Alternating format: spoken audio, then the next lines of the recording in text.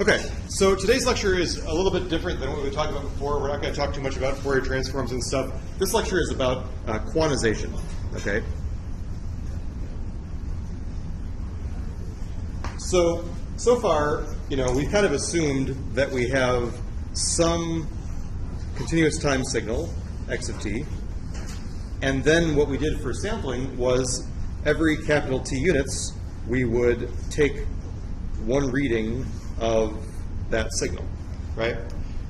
Now, in all of our analysis, we kind of implicitly assumed that the reading that we got was exactly the original value of x of t at some point, meaning that we kind of had like infinite precision on that measurement.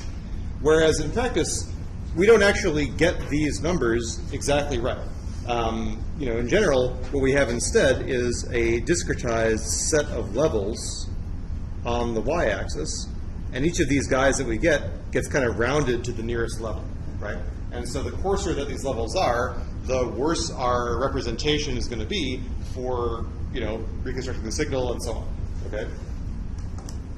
All right, so before I start, I used to teach a course that we had, I don't think we have it anymore, it was called Introduction to Voice and Image Processing. And so it's about half, speech processing and half image processing, which was kind of interesting, but the problem with that was that you could really teach a whole course on either of those things, and by doing half speech, half image, you kind of gave the shaft to both of them. So we turned it into a fully image processing course, which I think is good, and hopefully I'll see some of you there next semester.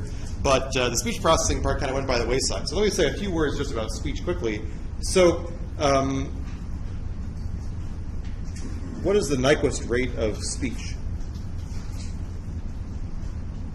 Well, some of you are doing, speech-related projects, and so I think that if you were to record yourself and figure out what the highest frequency was, most of the time you're going to find that for voiced sound, so basically, when I was in college, I really liked linguistics. I took a bunch of linguistics courses. So if you make a vowel sound like ah or ooh, where you put your finger on your throat and you can feel your vocal cords vibrating, that's what's called a voiced sound, right? And there are also things like, zh and zzz, stuff like that. Things where your vocal cords are going. Those sounds generally have a, frequency of about not more than 4,000 hertz or so. Okay, so basically, voiced sounds, basically are about 4 kilohertz. That means that the Nyquist rate for that would be like 8 kilohertz. And then unvoiced sounds are the ones where, you don't hear anything coming off of your vocal cords. And so generally, those can be formed by forcing air through your teeth or through your lips, like tss or stuff like that. And that actually sounds a little bit more like, static, right? And so we know that static and noise in audio signals is high frequency. And so the problem is that this stuff, could be maybe up to 10 kilohertz, which would mean that the Nyquist rate would need to be even higher than this, okay? But for real life situations, like for example, back when they designed the telephone system, they had to make some decisions about, okay, what is the frequency response of our channel for the telephone going to be? And so I think that for, POTS, if you guys ever heard this acronym, plain old telephony system, right? So POTS, I believe, was basically a sampling rate of 8 kilohertz.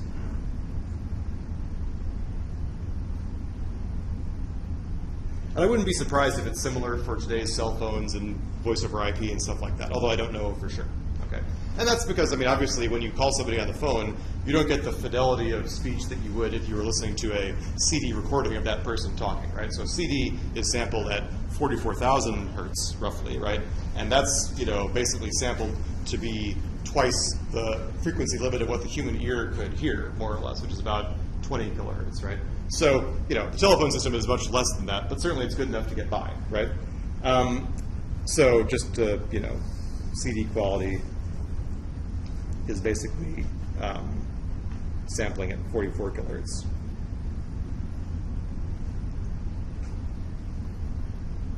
So about 4 times faster. And in fact, I believe that the telephone system also has kind of more like a frequency response where it's more sensitive in the middle and less sensitive at the ends, right? If you actually look at the frequency response of the telephone channel that's created by the twisted pair copper wire, right? Okay, so that was kind of like a digression, okay? So how does this kind of system work in the real world, right? So let's assume that I've already sampled the signal at whatever rate, so 8 kilohertz, for example.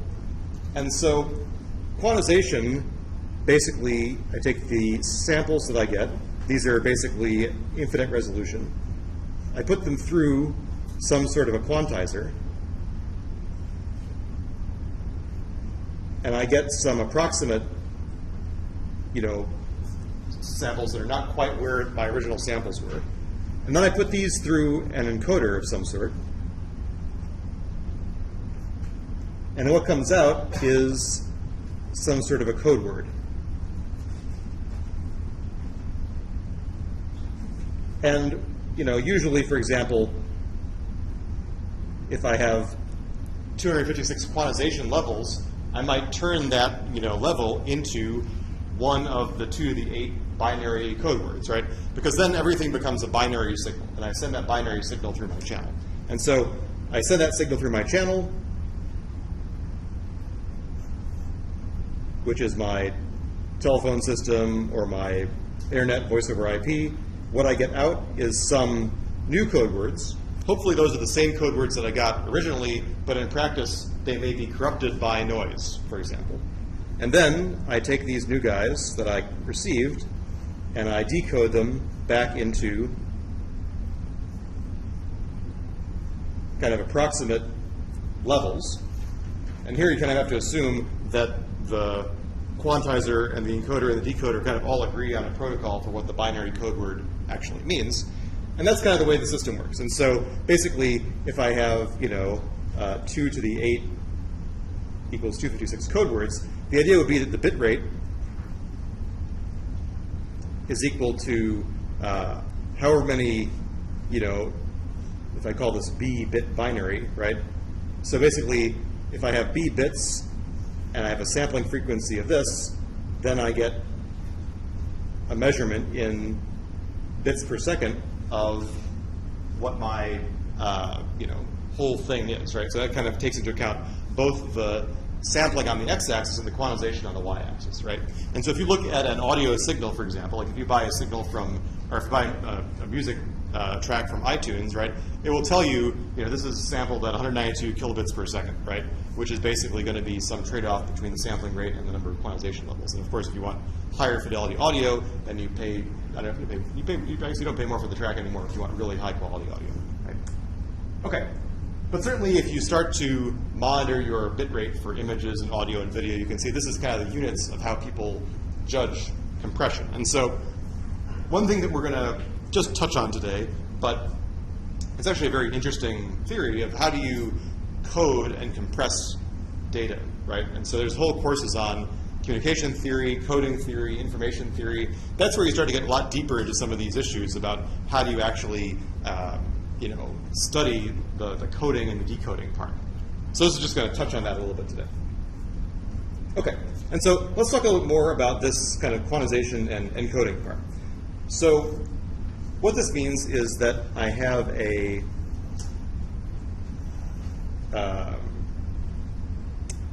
the easiest way to think about it is that I have a bunch of positions on the original signal axis.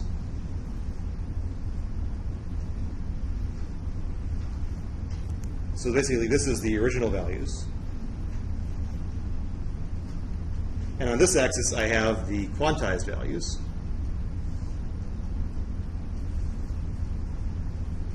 Values with one L for something.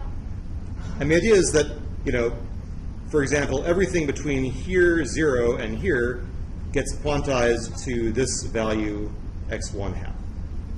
Everything between here and here gets quantized to some other value x2 half, right? And so if I was to draw the relationship between the original signal and the new one, it would kind of look like this stair-steppy function, right? Everything between here and goes to here, everything between here and here goes to here, and so on.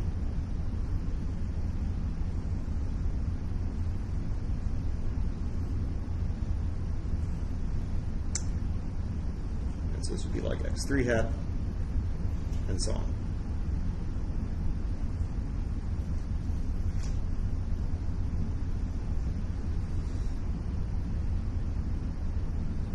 And I guess I would add one more here like this.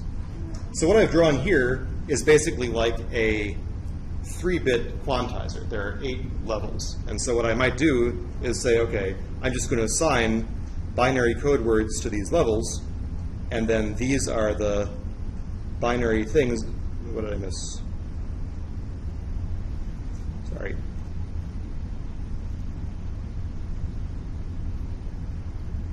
Right? So the idea would be that in this case, I have this 8-bit quantizer, and anything that's above x4, or I guess anything that's above x3, gets quantized to the maximum code word here, and anything that's lower than x minus 3 gets quantized to this code word, right? So there's kind of like this saturation point where stuff that's beyond the interval gets just flipped to the highest code word. And so basically these are the code words.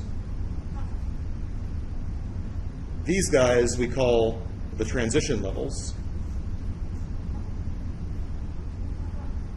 And these guys we call the reconstruction levels.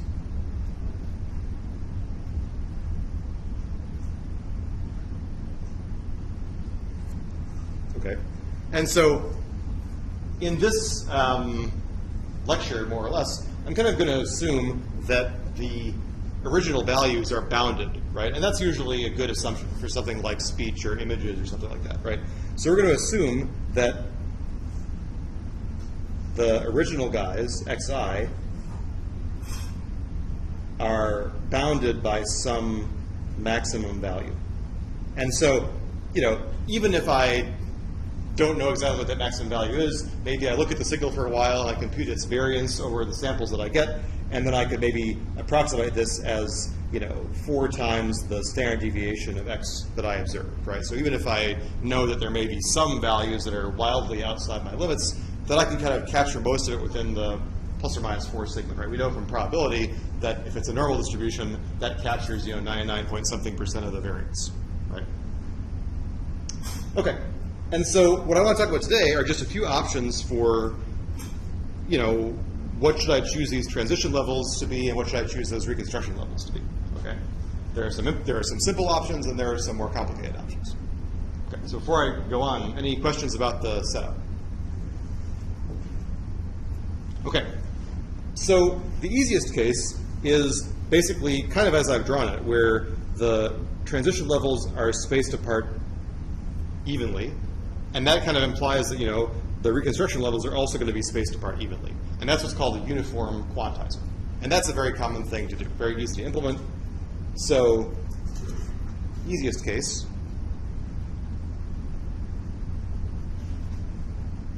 is what's called a uniform quantizer. What that means is that the difference between each of the transition levels is some fixed number delta, and that's also true for each of the reconstruction levels.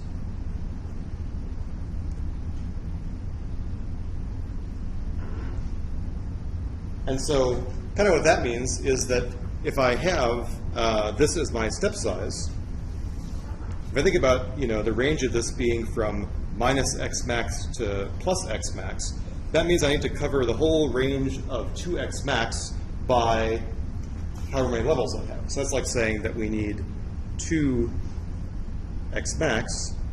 That means I would have delta would be the width of the interval, and 2 to the b would be how many intervals I would have. And so this basically tells me that I can compute my b as being log 2 of 2x max over delta, right? So if I needed to figure out for a given delta and a given x max how many levels would I need, this would tell me. Okay? And so this is generally called PCM, which stands for pulse code modulation.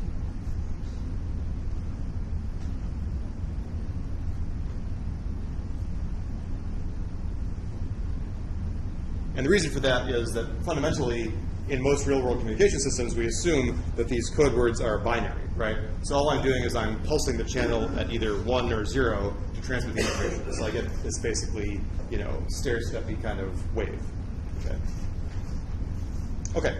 And so we can kind of analyze how well we expect to do, right? Because certainly the smaller the delta is, the better the quantization should be, right? The more faithful the quantized value should be to the original values. And that means that my reconstruction should be better on the other side.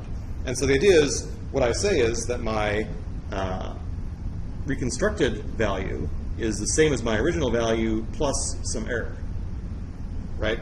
And the biggest the error could be is, if I look at this is kind of like saying that, okay, so if this thing is of width delta, and I quantize this first guy to like the level delta over 2, the worst case scenario is that I'm off by at most delta over 2, right? So that's as bad as my error could be. So that's like saying that I have the error ranging in this range. And then to be, more mathematical about it, we could put a model on how exactly that error is expected to vary inside that range, okay? And so to go further, we can put a statistical model on the error, right? So for example, we might assume that the expected value of errors at 2 different times is 0, unless, if I'm at the same time, then I get some sort of a noise variance. Otherwise, I get 0. That's like saying that the, each of the noise values is uncorrelated. Also, I usually make the assumption for any m that the error that I get and the original signal value is also uncorrelated. That's like saying that the errors have nothing to do with the input that's putting in. The errors are just kind of like random. Okay, and then probably the simplest assumption is to say the PDF of the error is a uniform distribution.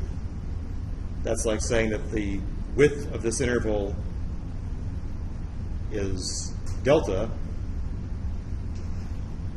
right? So I basically am making myself a little uniform PDF like this, right? And also that kind of makes sense. That's like saying that the error is equally likely to be distributed anywhere in the interval, right? And so you may remember from probability, that's the first simplest PDF that we talked about, right? And so here we're going to use it right now. Okay, and so clearly this is not like always realistic for any signal, but it gets us pretty close, okay? And actually, it's a reasonable approximation for what happens when you do speech signal processing, okay? All right, and so the quality of how well we do is often measured by what's called the SNR, the signal-to-noise ratio, right? So what we want to compute is and let me just make a mention here for a second that here I'm kind of assuming that the original signal is 0 mean. I mean, I kind of implicitly assume that when I balance the quantizer around 0. So just side note. Okay, and so let's do some analysis. This is like saying the signal-to-noise ratio is going to be, a simple version of it is the variance of the input over the variance of the noise, okay? And since everything is 0 mean, I can just compute it like this. And I can kind of approximate it like this if I'm talking about real data. Okay, and so if we assume that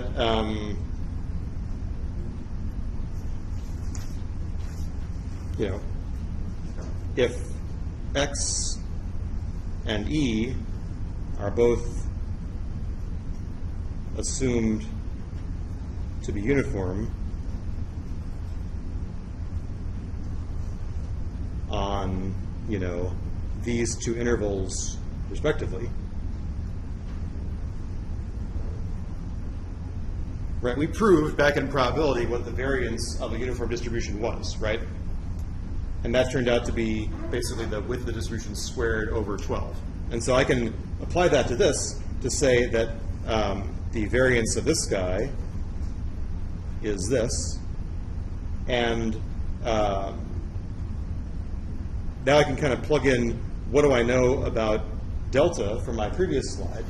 assuming that I constructed delta basically in this way, right, saying that if the delta is related to the number of bits and the maximum size of the channel, I can plug that back in to get this, x max squared over 3 times 2 to the b.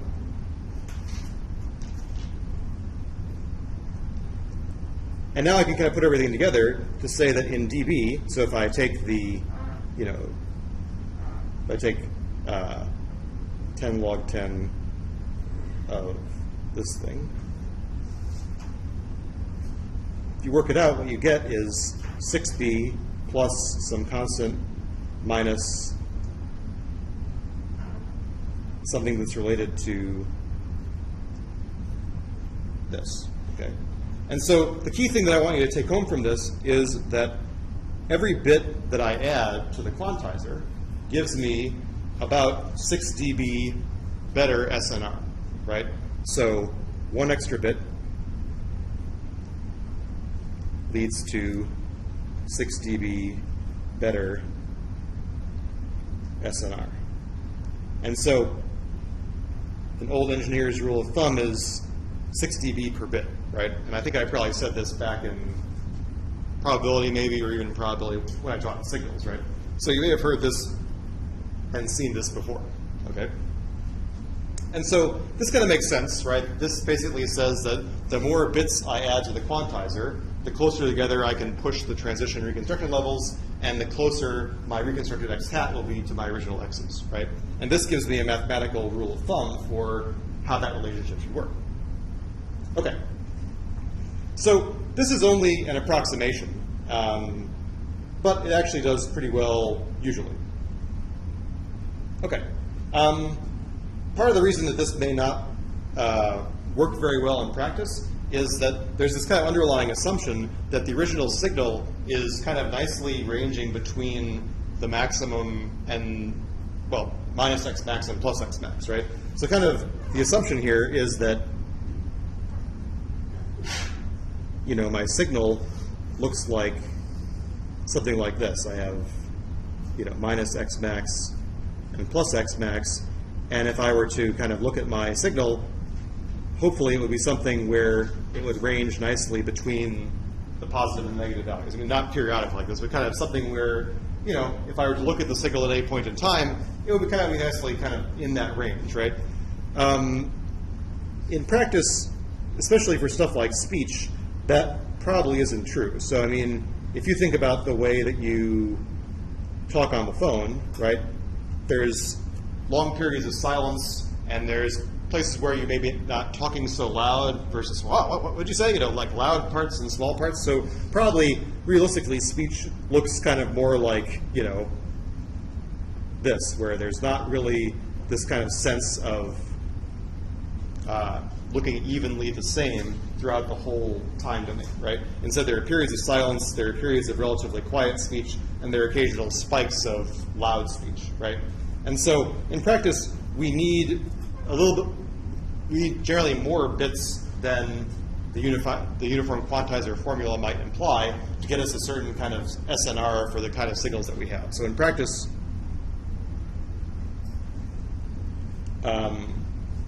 speech coding with the uniform quantizer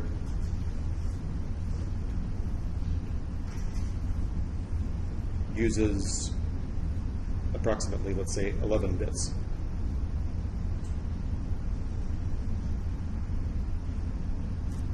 Okay.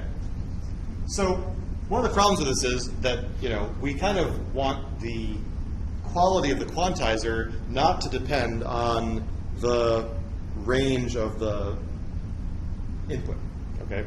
So we kind of want the quantizer to do as well as possible regardless of the signal level. So it would be nice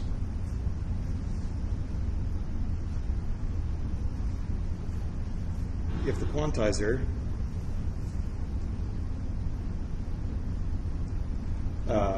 had SNR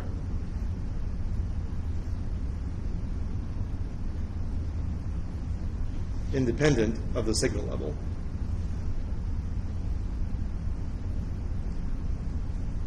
by which I mean the percentage error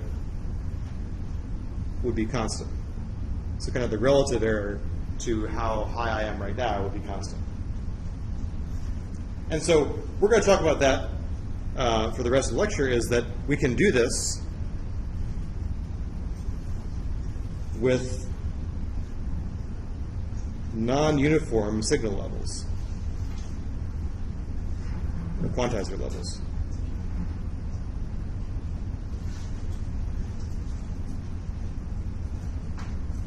Right? So instead of having the reconstruction and transition levels spaced out equally, instead we're going to have them spread out a little bit differently in a way that gives us better performance overall for the quantizer. Okay. And so one example of this is, if I want to do this, one example of a non-uniform quantizer is we can show this corresponds to a log spacing of quantization levels. So what do I mean by that? Well, the idea is that, one way to think about this is that I can still generate one nice, great uniform quantizer, but instead I process the signal before I put it into the quantizer so that effectively the quantizer levels are different. And so here's the idea. So first what I do is I take my original signal values and I take the log of them. Okay. So basically I'm log scaling the input. I guess I should probably put a absolute value there. And then the relationship between x and y is exponential.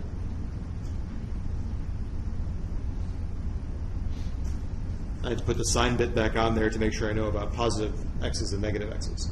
And then what I do is I uniformly quantize this log scaled input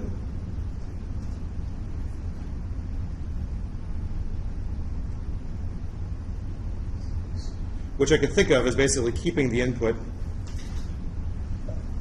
and adding to it some error.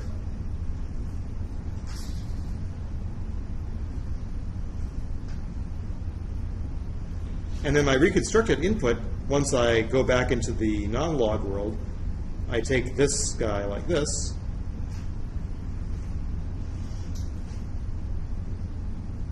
if I plug this in, I get e to the this part is just the same thing I had before.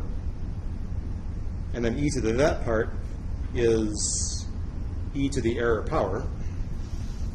And then if I'm assuming that the error is small, so if error is small, then I can use the Taylor series approximation to e to the x, which is like this. Then there would be x squared, x cubed, and so on. So I can basically say this is like 1 plus this. And that would mean that my error is kind of multiplicative, right? So if I were to look at the additive error, this would be like this. This I could turn to some other error that's in the additive back to the original space. And that would mean that my SNR, which would be the variance of x over the variance of f, the additive error here, would just be 1 over the variance of this quantization error here. So the idea here is that I've done things in such a way that regardless of what sigma x is originally, my SNR is only proportional to the variance of the quantization error here. That only depends on the step size of the quantizer. Okay. And so this approach is what's called companding.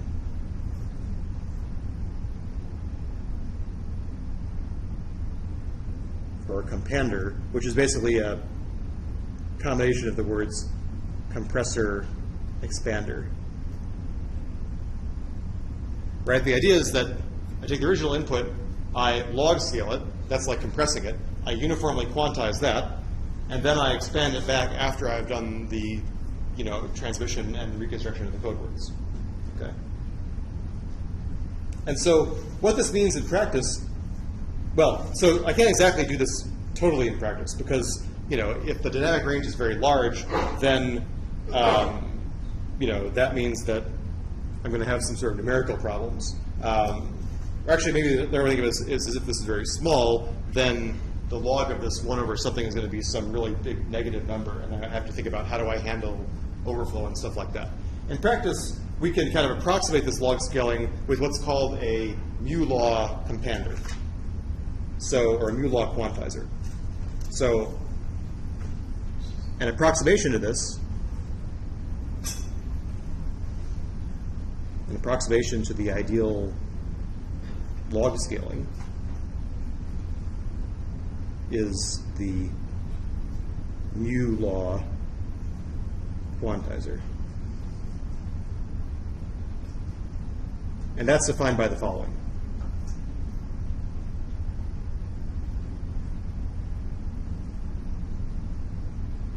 So there's basically this tunable parameter mu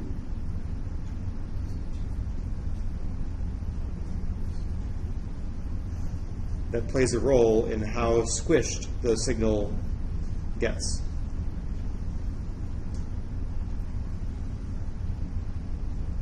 Kind of what this means is that if I make it, it's easier to see it with a plot, right? So this is my x and this is my y. So let's suppose that x ranges between 0 and x max. If I do this the right way, then y is also going to range between 0 and x max. Now, if mu is equal to 0, that basically means that I'm going to have a straight line here, like this. So basically, mu equals 0 means no distortion of the original signal. But as mu gets bigger, I'm basically going to have more and more sharp changes in how x and y are related, right? So maybe here, this might be the curve for mu equals, say, 255, right? As I crank up the mu, my relationship between x and y gets cranked up. And so this means that, for example, if I really care about small values of x, this is like saying that all of this small area in x is getting mapped into this big area in y, right? And that means that I'm going to code those small values of x with much better fidelity with my uniform quantizer, whereas all of these regions here, this whole region between this tick mark and x max, gets mapped into a really narrow area of y. And that means that those really large values are not going to get a lot of quantization levels, right? And this is good when we expect the quantization level, or when we expect the original signal to have values that are generally bouncing around, you know, quiet values around 0 with occasional spikes up to the maximum value, right? This is saying don't waste a lot of quantization bits on things that don't happen that often, right? Save your bits for things that are close to 0, right? And so the idea is that if I were to kind of map out what that means in terms of quantization, so if I was to kind of take this picture and turn it back into a quantization picture, it would be something like this, where I would have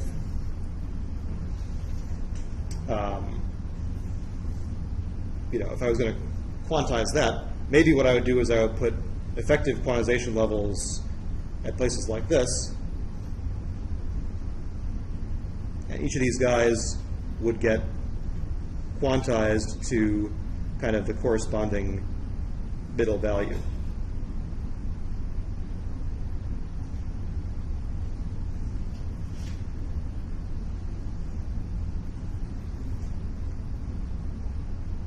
Right, so here's a case where this is definitely not a uniform quantizer. This is kind of like more like the effective mu law quantization.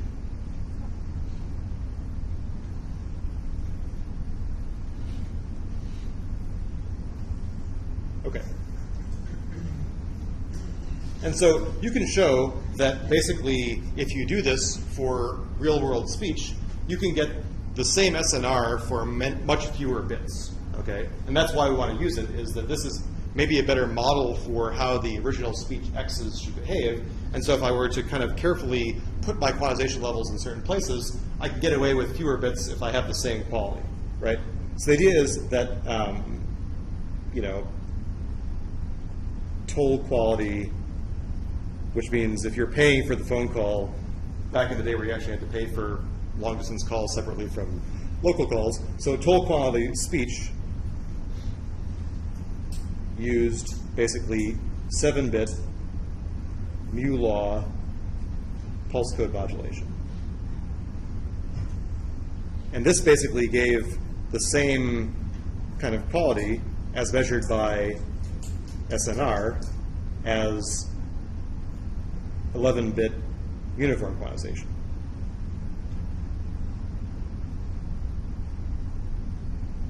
Right? And so that's a big savings, especially if you're trying to push more phone conversations along the same pipe. You want to use as few bits per conversation as you can get, right? And so,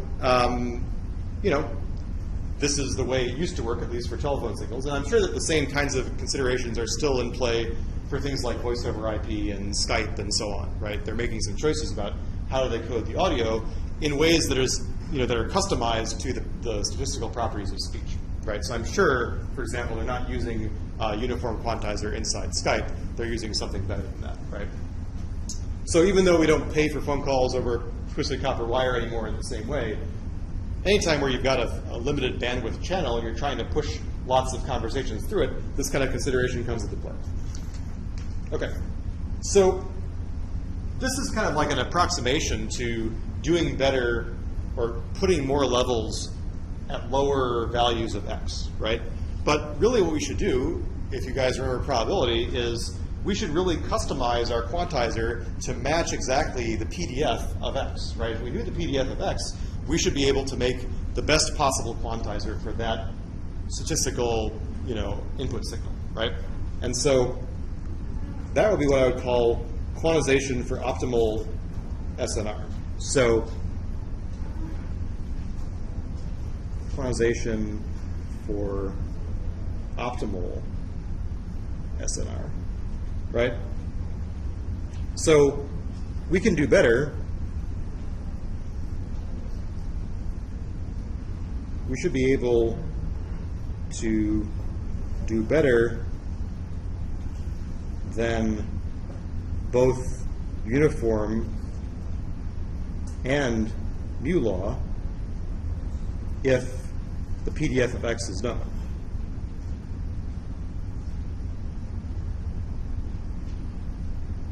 And then we can basically choose the quantization levels to do as best as we can, right? So kind of one way to think about this is the following. So, I have the error is the difference between the reconstruction level and the actual value, okay? And so kind of what I want is I want a statistical description of what's going on with that error. So really what I want is the statistical variance of this error, which is going to be, since we assume this is zero mean, it's going to be the integral like this, right? This is what we talked about when we talked about the variance, right? This is the definition of the variance, okay? And so now what I want to know is what is the probability of getting a certain error? And what I think about is I break that up into each of these intervals, right? So basically inside each of the ranges,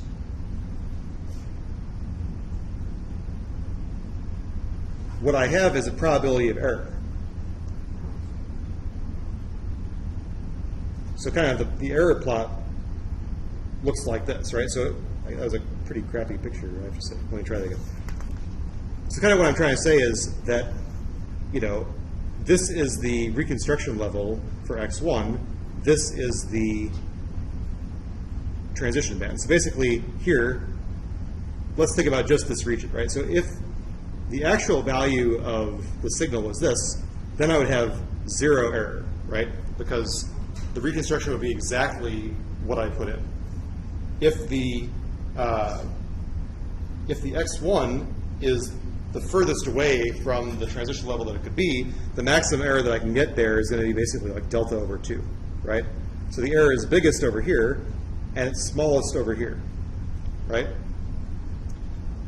And since my presumed reconstruction levels are always in the middle of this interval, kind of what I get is this kind of jigsaw sawtooth pattern of the error that goes across my whole interval like this. And now what I want to know is, what is the kind of expected value of this function, right? Because it could be that these values of x are not all equally likely, right? So kind of this is like saying, what's the expected value of this function? I have to integrate that against the PDF of x, which I'm going to figure out now, right? So kind of a different way of saying this is that the expected value of the error squared is over each of these limits. So for an m-step quantizer, and let's assume, to make things easier, that this is going to have a symmetric distribution. So let's assume that I only have to care about this side of it, and I just double the error on the other side. So that's like saying, okay, what I'm going to do is I'm going to, for each interval, I'm going to integrate between these guys. I guess maybe the way I set this up, I should do it like this. Right? So this is going to be my interval, and I'm going to look at the square of the difference between what I reconstructed and x. Right? So basically, this by itself is an expression of what is the expected value of this error inside this single interval, and then I add all those intervals up to get the variance across the whole thing. And so kind of, if I'm using my symmetry, that's like saying this. I'm only looking at m over 2 intervals because I don't have to worry about the left-hand side.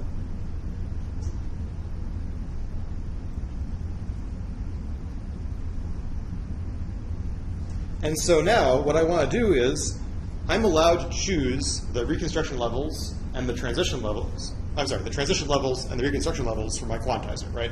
That means I get to choose both these guys and these guys. And so I want to minimize this variance to make the variance as small as possible, right?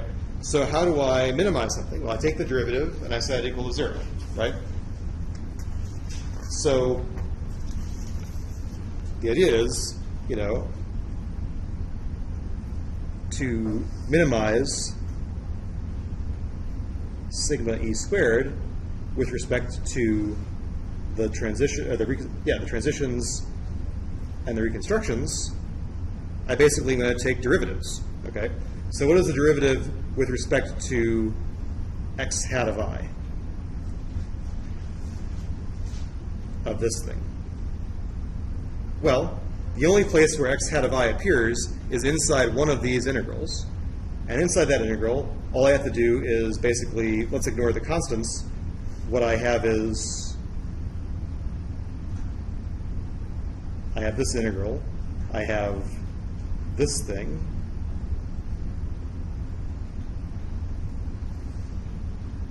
right? So that is what I get if I take the derivative with respect to x hat of I. And what does this say? If I think about this, all this says is that, remember how we defined the mean, right? The mean was if we did this integral, right? So all this is saying is that within each interval, so the reconstruction levels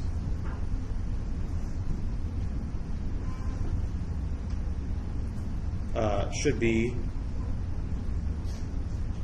at the, centroid of the PDF in each interval. Right? All that means is that if I were to write this out, that's like saying that I have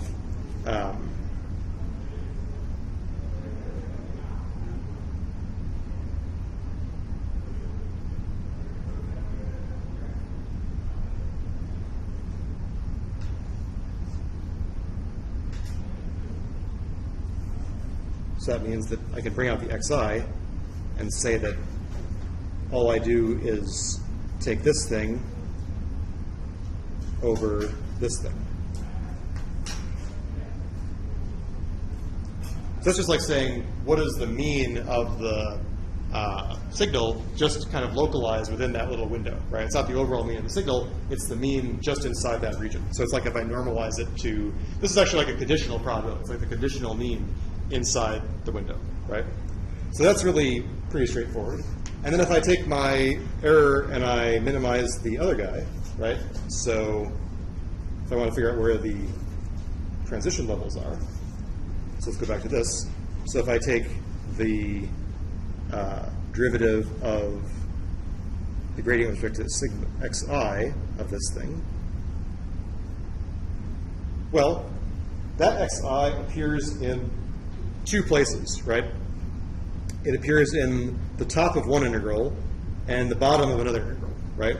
And so this is like the fundamental theorem of calculus, right? It says that basically when I take the derivative, I plug in what I get for, I would basically plug in this into this and evaluate it, right? And so what I get there is xi should be halfway between these guys.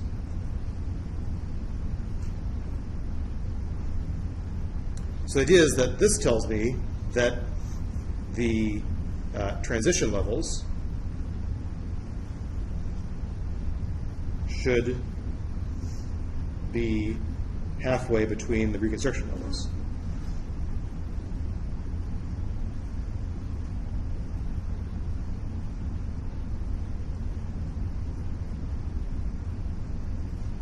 And so now what I have basically are two equations that my quantizer has to satisfy. This tells me how the transition levels are related to the reconstruction levels, ideally, and this tells me how the reconstruction levels are related to the transition levels. And so what I do in practice is maybe I start with a uniform quantizer that tells me basically one of these things, and then I start to iterate back and forth between these things, and I keep on doing that until my quantizer levels will converge to something. Okay, so the idea is that the idea is to initialize with a, I guess I'm going to say an arbitrary quantizer. For example, a good choice might just be a uniform quantizer. And then, basically, iterate between, so if I call this equation 1, and if I call this equation 2, then what I would do is I would iterate between equation 1 and equation 2 until the xi's and the x hat of i's stop changing significantly.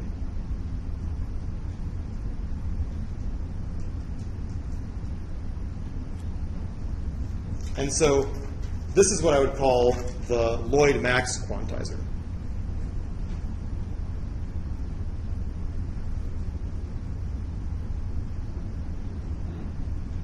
And for this to work, I have to know the PDF of x, right?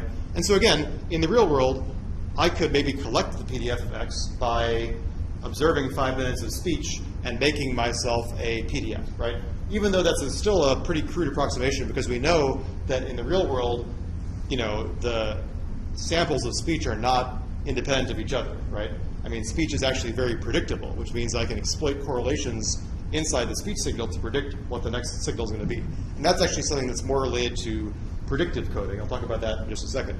But assuming that the signal is basically IID signals all drawn from the same original distribution, this would be the right thing to do, right? And it's not too hard to use MATLAB to kind of generate yourself a optimal quantizer for a given PDF, and you can see that when those levels converge, they're not going to be uniform. They're going to concentrate levels in places where the signal has a lot of variation, and then let the levels spread apart in places where nothing is likely to happen. And that's exactly what the intuition behind good quantization is.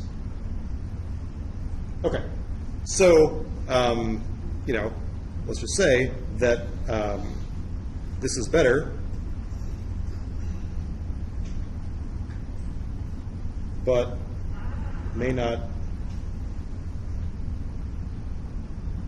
work well for kind of highly correlated signals, right? So for example, speech is pretty correlated with itself. Okay. And so the other thing is that one thing that I'm also kind of assuming here is that the PDF of the signal is the same for every signal value, right? But if I go back to my picture of what real signals look like, it may be that the PDF is changing, right? So if I was to look at this kind of sketch, right, maybe what I would say is, okay, well, maybe I could model this region with the same PDF, and this region with the same PDF, and this one, but these three PDFs might be different, right? That means that the signal is not stationary. Its statistics are changing over time.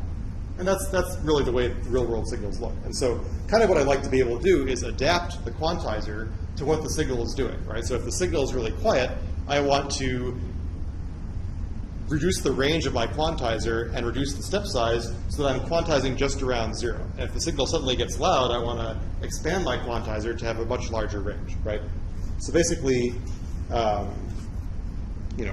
performance can be improved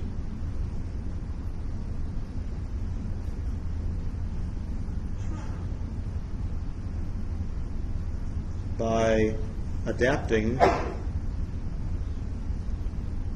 the quantizer step size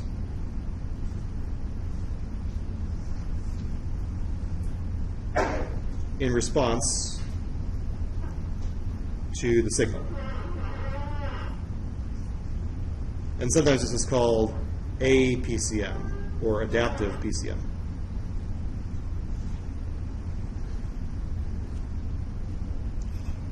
So one way to think about this is either I can change the levels of the quantizer on the fly depending on how big the signal is, or I can think about this as kind of pre-scaling the signal according to kind of in inverse proportion to its magnitude and feeding that into the same quantizer. So either I'm changing the levels or I'm changing the signal before I feed it into the quantizer. And so there are kind of two ways to do this. So we would need to estimate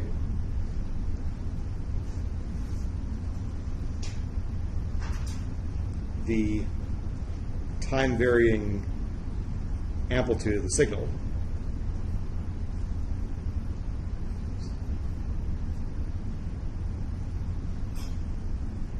And there are two ways of doing that. Either I can kind of do a feed-forward way or a feedback way. And so let's talk about the feed-forward way first. So feed-forward adaptation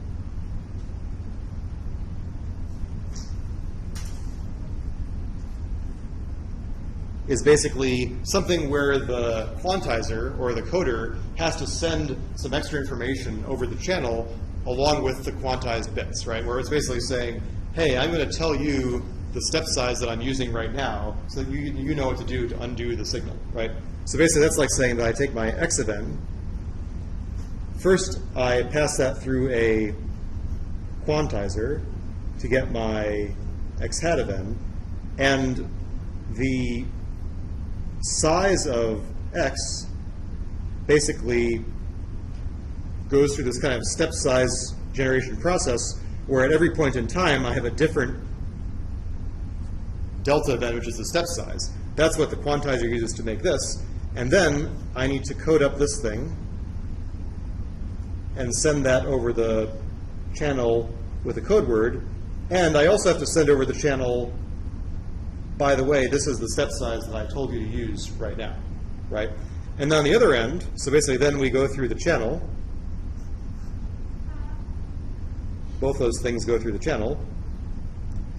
And then what comes back is hopefully I have an approximation of the bit and of the channel, and these both combine to decode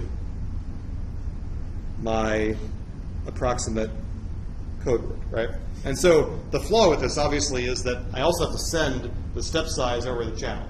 And it's possible that if this gets screwed up, right, like if somehow the step size gets sent the wrong way, then suddenly the code words at the other end are not going to make any sense at all, and then the decoding will just be garbage, right?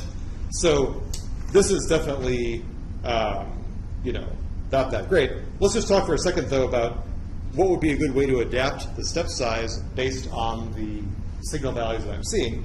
Well, the easiest way to do it would be to kind of in short time windows estimate the variance of the signal and use that variance to estimate the kind of maximum X max of the quantizer, right? So here, let's just talk about this process for a second. So we could estimate the variance of X via what I would call the short time energy. So for example, I could make this approximation where I look at my sum of squares of my signal, and again, kind of like what we talked about last time, maybe I have like a little forgetting factor here that says I'm more concerned with what happened recently than I am with what happened in the distant past. And so basically that's like saying that I have a modification of my previous variance and I add to it this. And then the step size I could choose would basically be proportional to the variance, right? That's like saying that I have maybe some kind of basic step size, and I multiply that by my kind of estimated range of the signal. So when I've got a big range, I need to use bigger steps. When I have a smaller range, I can get it with smaller steps, right? And so you and the coder and the decoder have to agree on this number so that they know, and this protocol, so they know what to do with the step size when it gets to them, right? And so basically the alpha controls kind of the interval that contributes to the variance estimate. So this is a definite advantage. You can definitely do a lot better in terms of SNR by adapting the quantizer to what's going on in the signal. Like you can squeeze maybe another 8 or 10 dB out of the SNR by making sure that you're kind of always adapting the quantizer. The disadvantage is that you have to send the step size. And so a way of doing this with feedback instead, so this would be like feedback adaptation.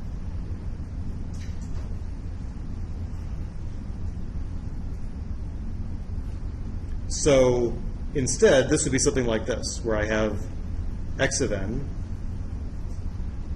goes through a quantizer to produce this, and I get a code word.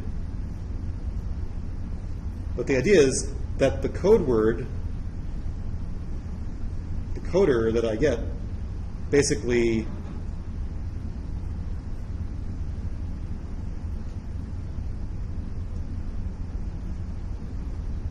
the step size that I need is a function of what comes out of the coder, right? So the idea is that the step size is predicted or is generated from the word that I send across the channel, right? So the idea is that in this case, the word itself is used as the basis for generating a new step size, and then I only have to send the words, right? Then I send the words across the channel, I decode to get my x hat of n, and the idea is that this code word that I get also produces this number that I need for the decoder. And so the idea is that, now the step size is basically a deterministic process of what code words get sent across the channel. And so kind of one way I think about this is that suppose that you were looking at the code words that you got and you realized that you were getting lots of 111s, like the coder was saturating, right? That would be a clue that, hey, I should crank down the step size on my next iteration because I'm saturating out, I'm maxing out my quantizer, right? And so that, again, is a good thing to do. But now the disadvantage is that if this code word gets screwed up between here and here as it goes through the channel, then I could have some really serious problems, right? Because then I'm screwing up both the code word and I'm screwing up the step size. And so, again, now I have some sort of increased sensitivity to error in the code words.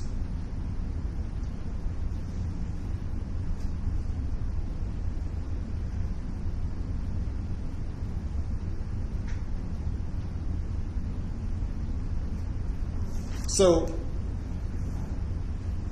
one thing to kind of keep in mind is that, you know, in a real world channel, it's not like I'm just sending, like if I have to send the code word 010, right? It's not like I just send that 010 across the channel and forget about it, right? There's also like lots of error protection and multiple redundant bits that you use to make sure that your code words don't get screwed up, right? So this is actually a whole course on coding theory, right? Of saying, okay, if I know that the channel has a probability, you know, p of flipping a given bit, then, for example, what I could do is I could repeat that, you know, 101 5 times to make sure that I'm really telling you that this is 101. And if there are occasional bit errors along the way, I kind of take the maximum vote to say, okay, well, you know, maybe some bits got flipped, but majority of the 5 transitions, everyone agrees on 101, right? So that's a very crude way of error correction or error protection. There are better ways of doing it, but the point is that you're never sending the code words just like throwing them into the breeze without any sort of protection. I mean, typically you protect them based on your estimated statistics of what's going on in the channel, right? And so this is a whole kind of, I mean, this is actually, if you're going to take a communication theory course, you'll learn about some of this kind of stuff. It's actually kind of interesting about what's the right way to protect the code words, because you don't want to send any more bits than you have to. You want to send just enough information to make sure that you're, whatever it is, 99% positive that your code words are getting through the right way. And so again, doing it this way is something where you can really increase your SNR gains. And a final way of doing things is that in situations where the signal is really correlated with itself, right? So for example, if I were trying to code up a signal that, you know, if I were to blow it up like a speech signal, maybe it looks like this. So instead of sending each of these x values separately, what I could do instead would be to send the differences of adjacent x values, right? Because I assume that what I'm at now is only a little bit different than where I was at before, right? So instead, what I could send is, or I could code the differences like this, right? The idea is that these are going to be much closer to 0, and they're going to vary a lot less. They're going to have a lot less range, right? And then I can reconstruct them at the end by kind of building up what I got before and adding the difference, right? And so this is sometimes called differential quantization. And you can do even better with that. So there's basically differential pulse code modulation and adaptive differential pulse code modulation and stuff like that, right? So again, if this kind of thing interests you, there are whole courses to take on this kind of topic. Okay, so any questions? This is like the total single introductory lecture to quantization, right? If you were going to take a course, you would probably devote a lot more in a single lecture to each of these topics. Like you'd probably spend a whole lecture on uniform, a whole lecture on mu-law, a whole lecture on Webmax. So I really am just kind of giving you the bullet points for the big picture, right? Stuff that you would learn about more if you were taking the Go class. Okay. In that case, I will stop this guy.